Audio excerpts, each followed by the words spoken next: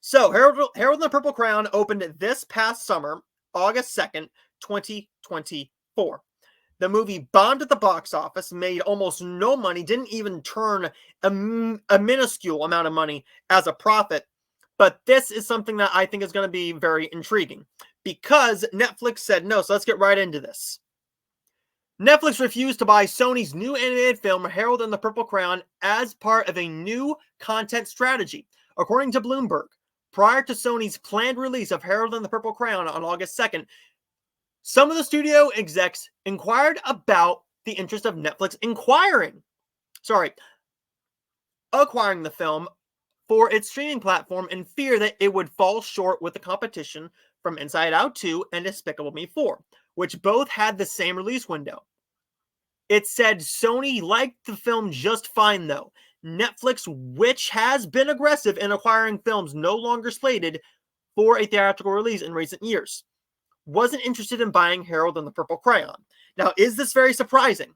Not really. It's not surprising at all, because Harold and the Purple Crayon didn't look all that good. The trailers didn't look all that good of a movie, right? I think it could be fun. I haven't seen it. I'm going to watch it, and I'm not going to watch it as a critic. I'm watching it as an audience member, and the audiences have loved this movie. I mean, they've literally loved this movie. So I think that it's up to the specific audience, right? It's up to the audience. But we're going to look at this next, because this is the big thing. The streaming service has adapted a new strategy to reestablish its reputation as a platform for quality movies under the direction of Netflix's film chairman, Dan Lin, which includes spending less and redirecting its sources to making films of better quality. Here's the issue. If you're going to make films of quality, you're not going to turn a profit if you turn them into these cheaply made movies. You can acquire films fine. You did a small little release with The Irishman. You did a small little release with Glass Onion. You turned a bit of a profit there, right? You earned $40 million that you weren't going to earn. This is the issue. You didn't want to acquire Harold and the Purple Crayon because you saw it was a bad movie. You thought that it was going to be a mediocre start to your new strategy. Where's your new strategy? Make movies for cheaper and put them in fucking theaters. That's what you do. Put the motherfuckers in theaters and you'll turn a little bit of a profit. Don't spend $200 million on a red notice and not put it in theaters. Because if you spend $200 million and you stick it on Netflix, I don't care how much ad revenue you get. You're not turning a profit off of that. You're not going to gain any fans back from that. You're just going to get people who are on Netflix saying, oh, look, a brand new film. Sure, I'll watch that. Sure. Click. Me, I watched it. I enjoyed Red Notice. I thought it was fun. Would have been more fun in theaters? Yes. Amazon notices this, though, right? Apple Plus isn't having all that much success. The issue is Amazon knows that they're not turning a profit with the movies. And they can't put their series in theaters. If they wanted to, they could do something like maybe like The Acolyte or what the WandaVision did. You put the first couple of episodes in theaters, get some money off of that. Do something like The Chosen. The Chosen is putting these in Fathom events. I'm sure you could get something like that. Maybe like Stranger Things up on the big screen. Put the first 2 episodes up on the big screen of its 5th season. Then you do episode week after week after week. And then you pop them on Netflix a month and a half later.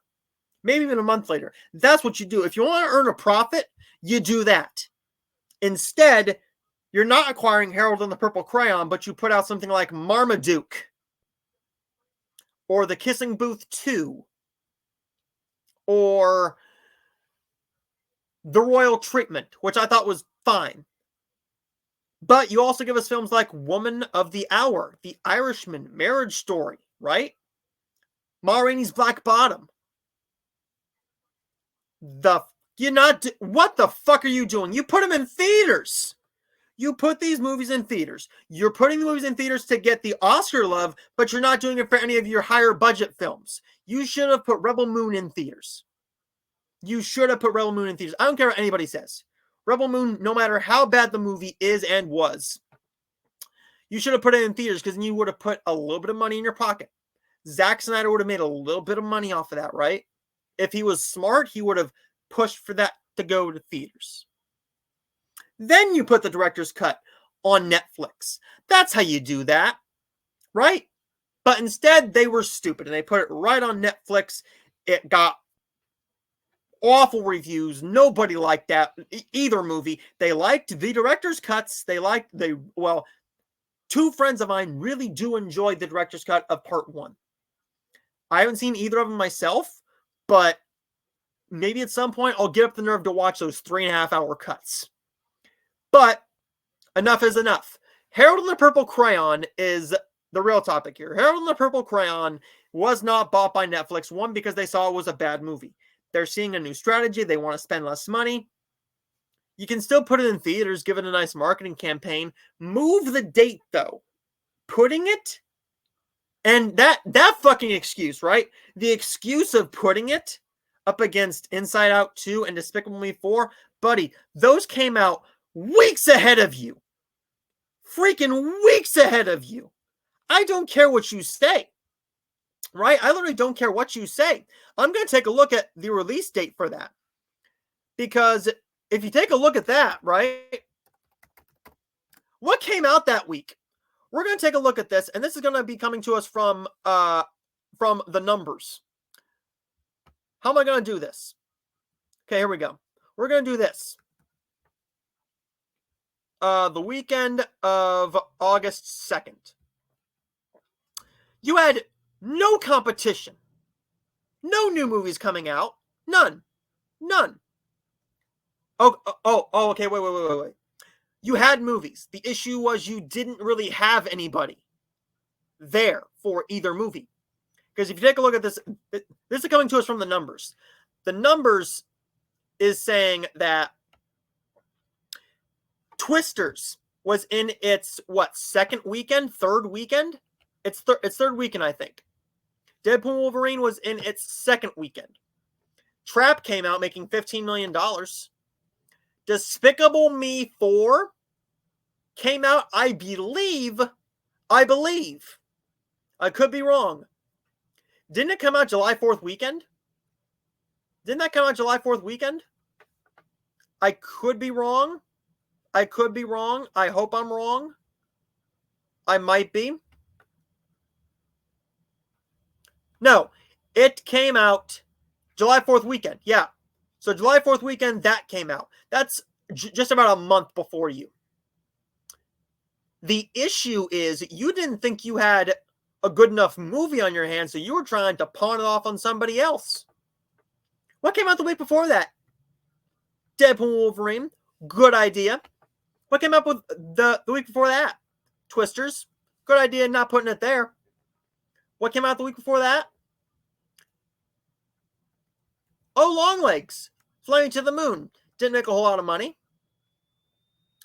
But if you take a look at what came out after that, you can't blame it on those two movies. I don't care how much you want to spin that shit. You can't spin it. You can't spin it. Because It Ends With Us came out, right? It Ends With Us came out. That's a romance movie. Borderlands, not your target audience. Borderlands bombed. Borderlands bombed hard. Only making $32.9 million. Go down here to Harold and the Purple Crayon. 26.2. Making less than Borderlands. Your issue was not the competition of Despicable Me 4 and Inside Out 2. Yes, they were still making money. The issue is they were there before you. They were there before you. And you didn't think you had a good enough movie. So, here's what I would have done. I would have done this. Instead of blaming the likes of a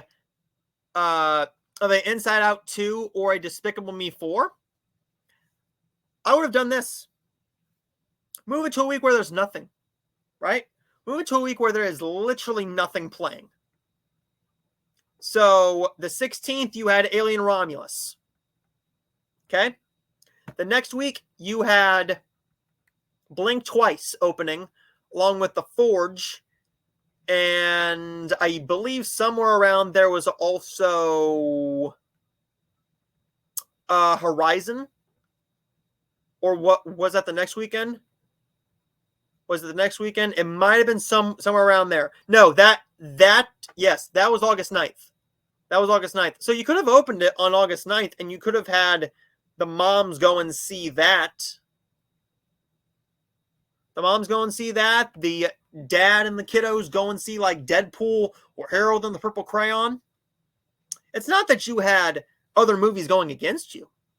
It's that your movie didn't look any good. Trying to blame it on Disney and Universal with their billion-dollar franchises. Not smart there. Not smart.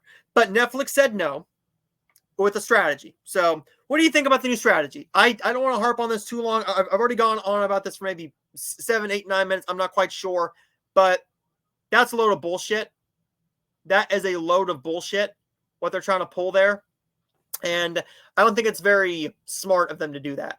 But what do you think about that? Let me know your thoughts in the comments down below. What do you think about Netflix saying no to Harold and the Purple Crayon? Why do you think their reasoning is stupid? Or do you agree with their reasoning? Do you agree with Sony's reasoning, right? Maybe you think I'm full of it. Maybe you think I am completely full of crap. I could be. But the issue is you don't blame other movies that came out 4 to 6 weeks ahead of you. Okay? So, there's that. Let me know your thoughts in the comments down below. And let me know your thoughts.